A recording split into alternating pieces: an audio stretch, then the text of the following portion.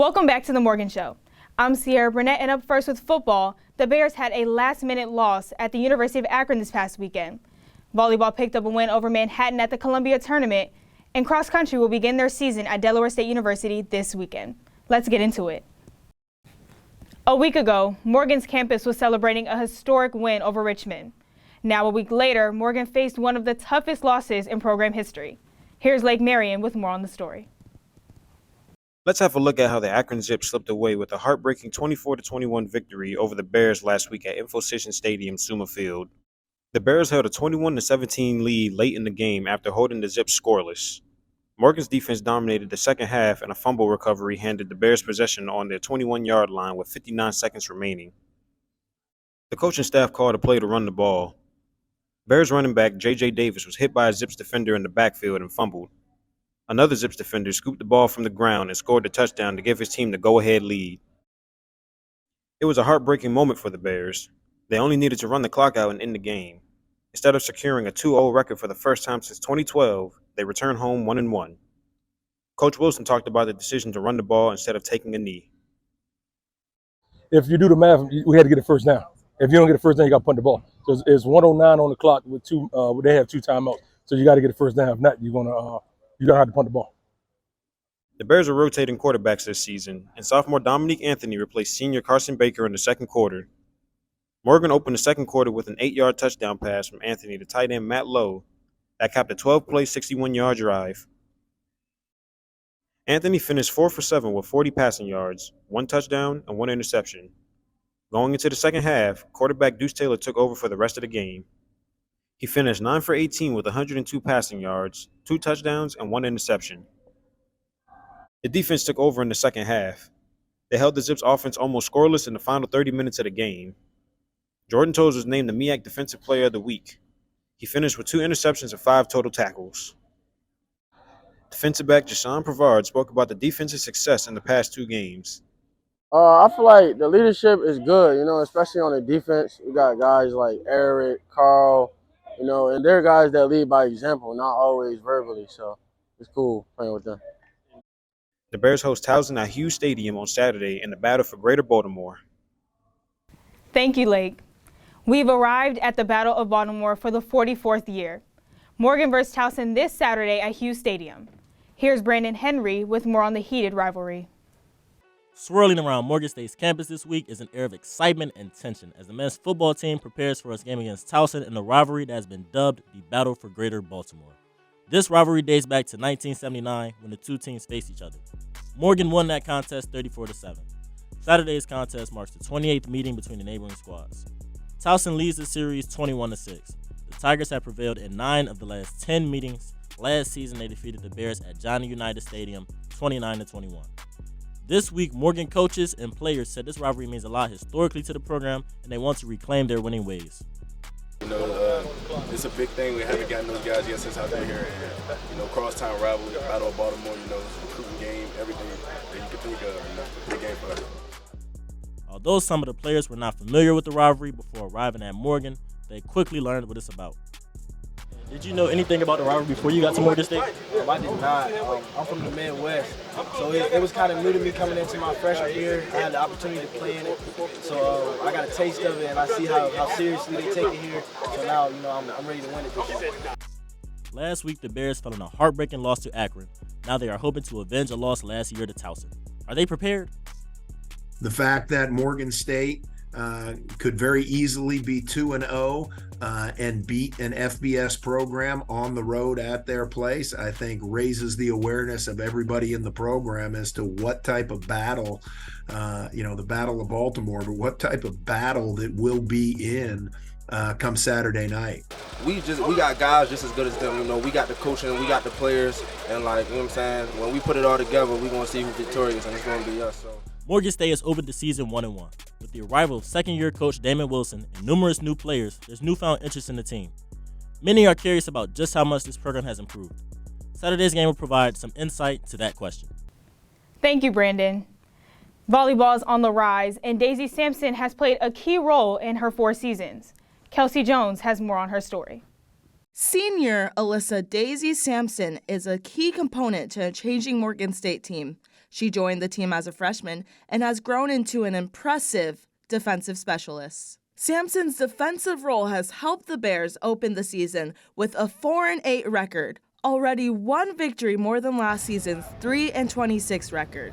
In a 3-0 victory over visiting Notre Dame of Maryland this week, she nailed 9 digs. She recorded a season high of 19 digs against Columbia on September 9th. Sampson's job as a libero is to give her team additional chances by keeping the ball in play. She's collected a team-leading 119 digs in 12 games. She ranks among the top 10 players in the MEAC.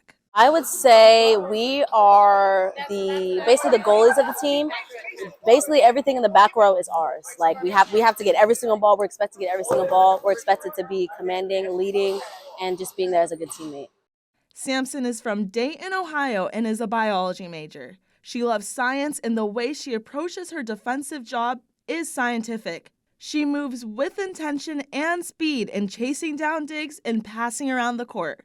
She is also a team leader who lends a listening ear. I think she's a really good sounding board for our hitters. So where they are able to just freely swing and know that she's behind them, backing them up. If they get blocked once, they know they're going to get another opportunity because Daisy's there to save the day. And I would say that Daisy is a very energetic teammate, which is really great. When we have really great plays, she definitely helps us keep the momentum going. Sampson also has 12 service aces this season and continues to share her knowledge of volleyball to the team. And Morgan coach Ziamara Ortiz said every team needs a defensive specialist like Sampson, who shows up for her teammates. Thank you, Kelsey. The Morgan State Bears wrestling team will be making their mark back on the mat this upcoming season. Coach Kenny Monday is filled with hopes and expectations for this young, talented team. All season long, we will be following the new wrestling program and look forward to sharing their stories. Their season will officially begin October 21st. On September 15th, Morgan State will open the season at the Delaware State University Sting Invitational. The Bears return after a strong finish at the MEAC Championship last spring. The women's finished 4th and the men's finished 5th. Coach Janice Smythe said both teams have started strong this preseason and have trained for a competitive season. Up next is Lake's takes from Morgan's latest football game on the road. Morgan's defense has opened the season with outstanding play. With games against Richmond and Akron, the defense has not allowed a second-half touchdown. With a mixture of sacks, forced fumbles, and interceptions, the defense has helped the Bears remain in games where they rallied from behind. Players such as Eric Hunter, Lawrence Richardson, Jordan Tolles, and new recruit Jason Pavard have made plays that kept the Bears in the game. Defensive coordinator Antone Swell described the organized confusion. I thought we did a good job of, getting back to neutral. That's a saying that we have: never get too high with the high, too low with the low. So, neutral is kind of right in the middle. So we just tell our guys, get back to neutral, whether anything good or bad happens, lock back in, focus on what we have to do. I just thought we did a great job of responding and playing situational football.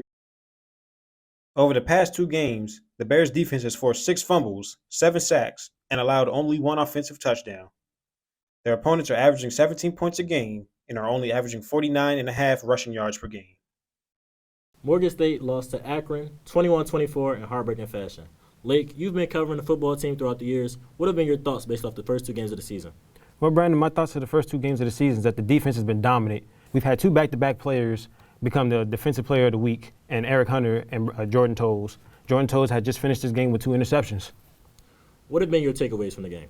My takeaways from the game is that, let's address the elephant in the room. It was the fumble.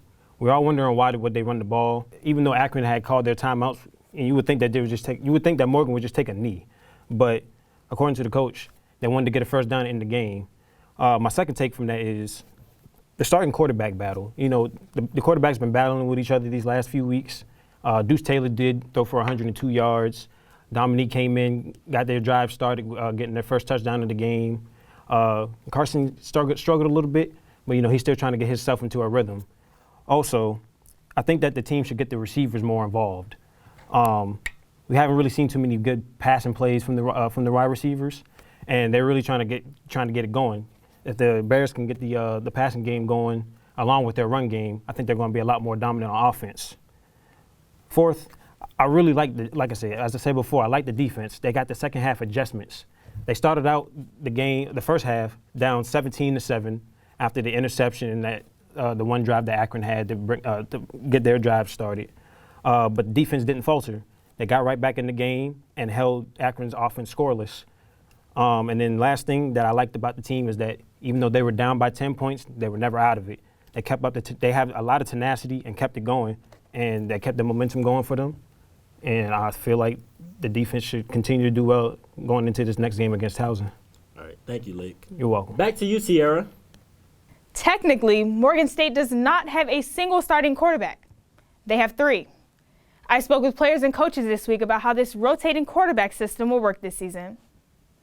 Coach Damon Wilson was confident in his decision to start graduate student Carson Baker at quarterback against Richmond, despite a 3-way competition during summer training camp. Still, Wilson said that Morgan's quarterback position will not operate in the traditional sense of one player selected for the game. Baker proved to the coaching staff that his knowledge and familiarity from last season would benefit the team early. Well, Carson has a little bit more experience with our system, and coming out of camp, I think he gave us the best opportunity to be successful. Baker will share the position with sophomore Dominique Anthony and junior Deuce Taylor. Against Richmond, Baker and Anthony passed for a combined 99 yards and completed 7 of 13 pass attempts and 1 interception. In practice, Coach Wilson and his staff instilled plans for the quarterbacks based on in-game down and distance situations. Anthony focuses on moving the team despite the area of the field. So we're real big on situational football, knowing the situation. If it's first down, second down, third down, whatever the situation is, knowing the situation, execute. Against the University of Akron, Deuce Taylor was prepared to play. Coming off the bench, he threw for 102 yards on 9 completed passes and 2 touchdowns. Taylor says his preparation off the field kept him ready for when his number was called. I was just thinking be a team player, make sure all my guys prepared, even if I'm playing or not. And I just happened to get an opportunity to get in, make some stuff happen. According to Coach Wilson, providing Dominique Anthony with quality reps early in the season is critical to his development later. He stressed that having multiple quarterbacks ready through late December will make them even more competitive for their foreseeable championship run. So we get in the conference play, we have more than one guy or 2 guys that have had quality reps to prepare for us for a championship run. After a tough loss on the road against the University of Akron, the Bears are looking to bounce back in their season home opener against the Towson University Tigers. This is Sierra Burnett reporting for Bear TV. In our commentary section, Cameron Kelly gives his thoughts about what he calls Morgan State's fair weather fans. It breaks my heart. Being a former student athlete is just also being a fan of sports. I like to show school spirit with all the athletic departments if I can go, when I can go. So when it comes to school spirit, I really wish our student body will be more active within the athletic departments and even show this football team love at the Battle of Baltimore Saturday at Hughes Stadium. When it comes to showing school spirit, we show school spirit everywhere else. But when it comes to showing support to our teams, sometimes it's just heartbreaking seeing there's not student bodies within the stands and cheering our team on. And even sometimes when we do trickle in here and there, we're not loud, we're not as rambunctious as others fans when we go to their away games.